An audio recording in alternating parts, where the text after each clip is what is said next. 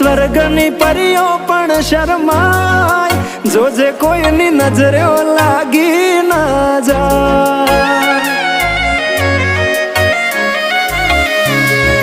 વાલી તું તો રૂપનો કટકો કહેવાય, બારે કાળું ટપકું કરીને નીકળાય, જોજે કોઈની નજરે લાગી ના જાય.